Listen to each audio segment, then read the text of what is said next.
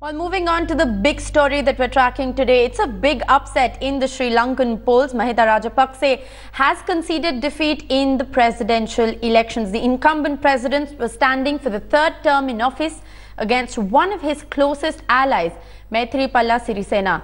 Rajapaksa has vacated Temple Trees, his official residence, early. He had been in power since 2005, but it was a united opposition and the anti-incumbency factor, of course, that defeated Rajapaksa. Interestingly, Rajapaksa faced no opposition until 2 months back, but then Sirisena left the party and has now managed to end his reign.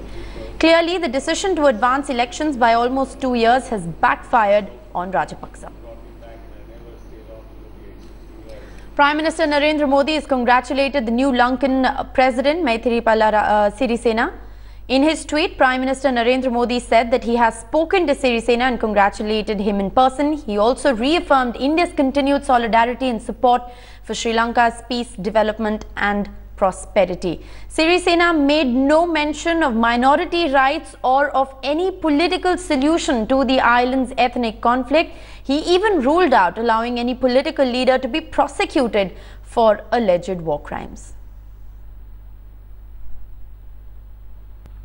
All right, joining me live is T.S. Sudhir, Editor South. Also with me, Smita Sharma, Deputy Editor, joining me live from the National Capital. Also live from Chennai is my colleague Shrisha Reddy. T.S. Sudhir, I'd like to come to you first. You've been tracking developments, on this story for a really long time. This perhaps, is a surprise verdict for many. I think even people in Sri Lanka were not expecting it, given the fact that until 2 months back, Rajapaksa was pretty much fighting uncontested. Well, yes, most observers, including opinion polls in Sri Lanka, had actually predicted a very tight contest. In fact, if I may show you one of the Lankan papers of the 1st of January, this shows that both the candidates could actually win 53% of the vote each, Rajapaksa and Sirisena. So in that sense, this kind of an overwhelming majority for Sirisena, a clear verdict, has taken most people in Sri Lanka by surprise. In fact, some of the figures that we are getting now in Colombo, an urban pocket where Rajapaksa was expected to do well, riding on the development plank that he had initiated in his years as presidency, even there, Sirisena has won 56% of the vote and Rajapaksa only 42% of the vote. And of course, in the Tamil-dominated northern province, in many of those areas like Jaffna, Vanni, Trincomalee, Batticaloa, 70% of the voters have actually voted in favor of the united opposition candidate Maithripala Sirisena. So in that sense, it is a very clear vote against the rule of Rajapaksa, right. Much more than a vote in favor of Sirisena. People in Sri Lanka have voted for change. They want a more conciliatory approach. It's also a vote against the nepotism that Rajapaksa's rule had come to be associated with, given the fact that most members of his family were part of the ruling elite, the part of the government. In that sense, Sirisena's campaign against what he called the soft dictatorship of Mahinda Rajapaksa seems to have clicked with the voters of Sri Lanka. All right, that's an important point you raised there, T.S. Sudhir, that this is in fact a vote against Rajapaksa, not necessarily a vote in favor of Sirisena. I'd like to go across to Smita Sharma. Smita, put it in context for our viewers. What does this mandate in Sri Lanka mean for Indo-Sri Lankan ties? Well, India-Sri Lanka ties, Rishika, really are not going to undergo a sea change right away because, first of all, there is a sense of cautious optimism. There is a degree of skepticism, given the fact that this is a coalition that has been put together in Sri Lanka, whose stability will be, of course, undergoing a lot of litmus tests in the weeks and months to come. Having said that, I think in all fairness, one must attribute, the fact that President Rajapaksa did manage to end that decades-long civil war in Sri Lanka, which had also become such a great security threat for India after having crushed the LTTE, which is also responsible for assassinating one of India's former Prime Minister itself. So, and these elections at least were conducted in a free and fair manner, in a transparent manner. There were observers too, but no rigging no rigging complaints really came through. So, and he was graceful in conceding defeat, going over to the opposition leader, Anil Wickremesinghe, meeting him and, conceding defeat. So, clearly India is looking, of course, to engage with a new regime now, but as far as those policy priorities for India are concerned, they are not the ones that have really found priority in Mr. Sirisena's manifesto during the election campaign process. He did promise religious freedom, but he did say that he cannot end militarization in the northern or eastern provinces because he cannot allow the LTTE group. These are issues that will continue to irk relations in the days to come, and we'll have to see if in a lesser authoritative manner that Mr. Sirisena's personality is not the same as Mr. Rajapaksa. Perhaps there will be less jingoism and less sort of rhetorics in the days to come. All right, that's an important point. Rajapaksa pretty much ended the civil war in Sri Lanka. Sirisena, interestingly, silent on the ethnic conflict, also going on to say that there will be, no political leader who will in fact be put through any kind of punishment for war crimes. Those are, of course, developments in a completely different realm that will need to be examined. I'd like to go across to Srisha Reddy, who's also live with us from Chennai. Srisha, it's a huge moment for the Sri Lankan Tamils.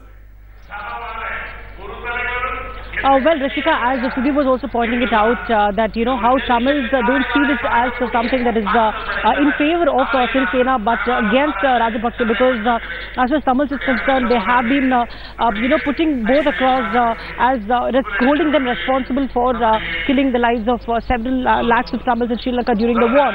But there are other factors that we have to take into consideration. One is that the post-war reconciliation was something that the Tamils were also looking for, and the heavy militarization. Though Sirisena has said that he will not, take off the army even after if he comes to power. So there are a lot of factors. But as far as Tamil Nadu is concerned, the Tamil groups and the parties, Dravidian parties, who have been holding both responsible, for killing lakhs and lakhs of Tamils in Sri Lanka, don't see this much difference on ground, because he was in the ministry. He was in the President Rajapaksa ministry in 2005 as an agriculture minister, and later was reflected in 2010 as a health minister.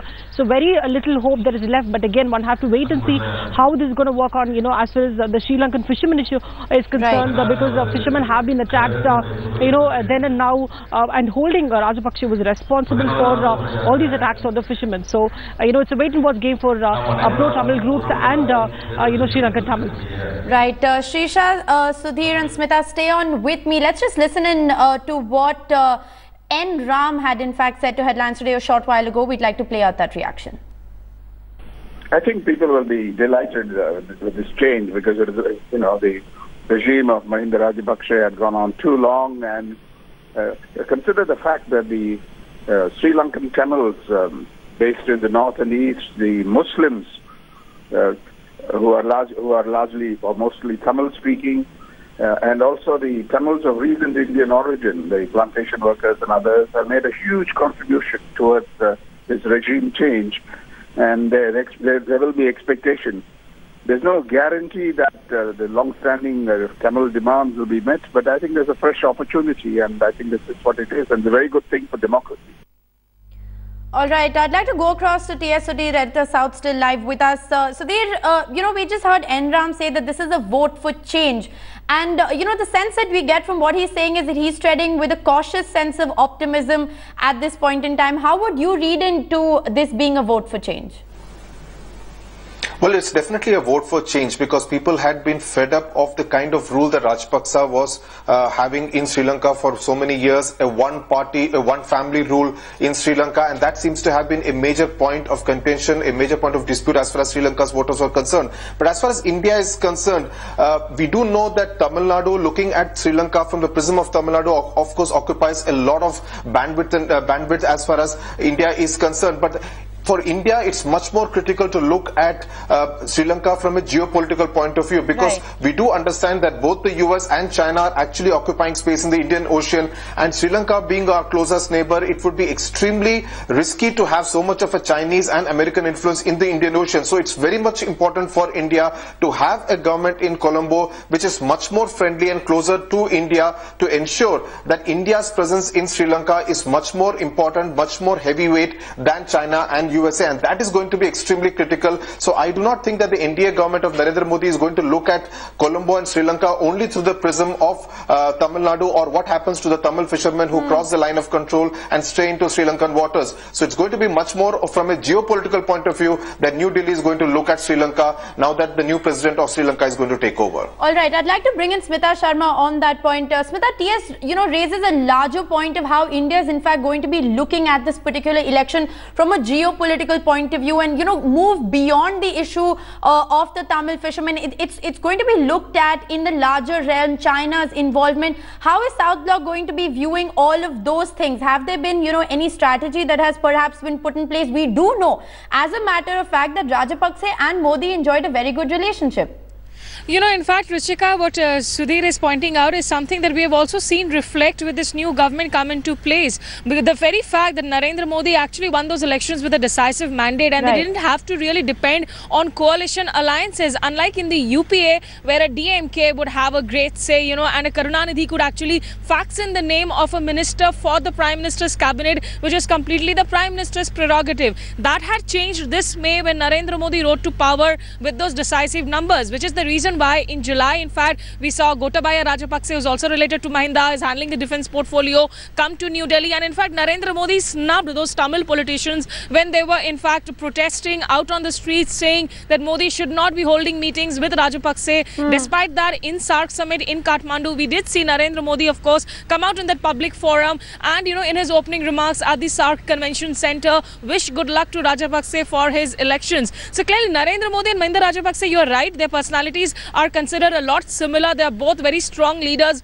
both considered to be, somebody who gives way to a lot of that cult personality politics as well. And I remember these pieces which also mentioned that they were literally the two pods of the same piece. But having said that, we have seen these democratic transitions happen in South Asia over the last year and two now, be it in sort of Pakistan, be it in sort of Sri Lanka, anywhere where I think, dynasty politics has become a sore issue with people, a long-standing regime which is also sort of alleged with corruption, nepotism charges. Somehow people have been voting them out, and this is something that is to be respected, and India will continue to engage with Sri Lanka, keeping in mind those maritime security and larger geopolitical issues. All right, maritime security and geopolitical issues aside, Srisha Reddy, Sirisena has made no mention of minority rights or any political solution to the island's ethnic conflict. How are people reacting to that?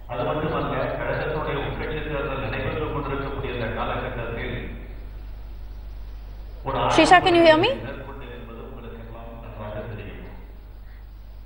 All right, we're just going to try and re-establish that connection, audio connection with Srisha. But there is some more breaking news that is in fact coming in at this point in time. Maithripala Sirisena will be sworn in as the new president of Sri Lanka at 6 p.m. Lankan time. The ceremony will take place at Independence Square. Ranil Wickremesinghe will be sworn in as the Prime Minister tomorrow. This is the latest information that we're getting in. T.S. Sudhir, I'd like to bring you in on this latest news break that we have. Maithripala Sirisena sworn in as new president at 6 p.m. this evening. Well, yes, the winds of change are really blowing, and they are blowing fast as far as Lanka and Colombo are concerned.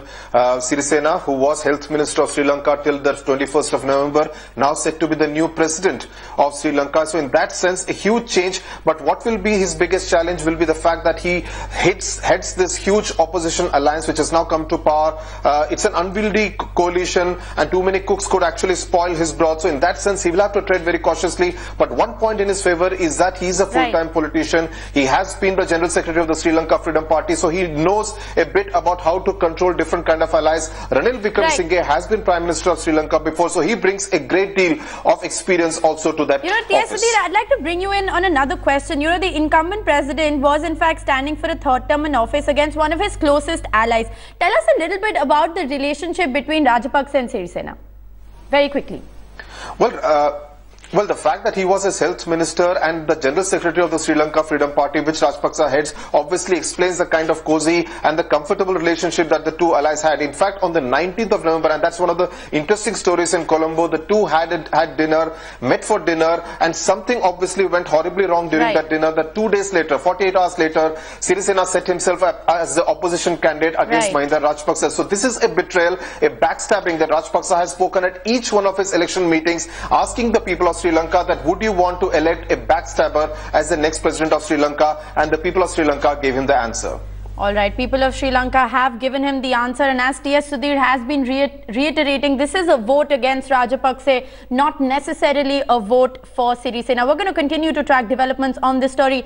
T.S. Sudhir, Shisha Reddy, Smita Sharma, appreciate you joining us with the latest.